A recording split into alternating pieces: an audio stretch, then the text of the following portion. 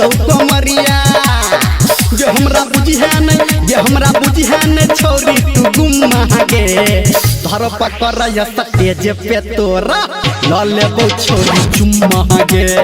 धर पकड़ या स्टेज पे तोरा ल लेबो छोरी चुम्मा गे ल लेबो छोरी चुम्मा गे दियो पर तो चुम्मा गे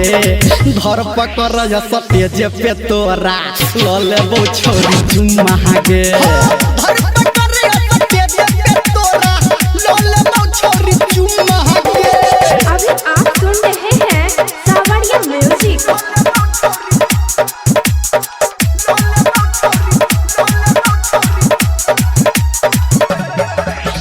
डीजे सुमित सतीश रैमा।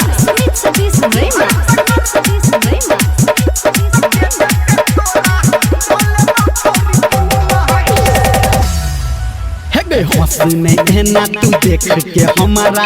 अपना कातिल नजर से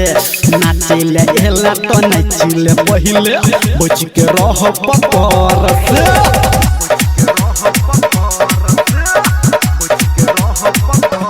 हंसने एना तू देख के हमारा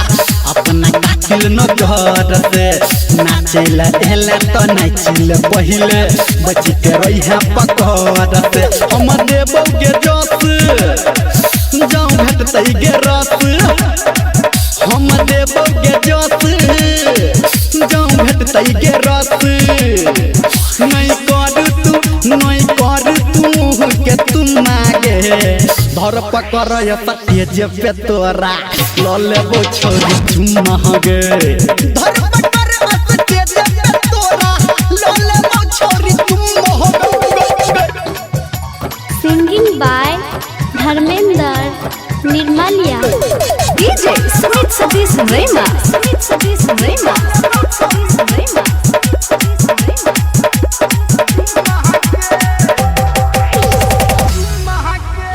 एहन जवानी सुन गे रहनी रखबे कतो नुका के तू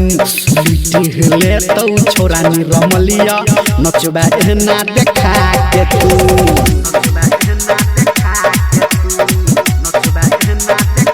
एहन जवानी सुन के रहनी रखबे कतो नुका के तू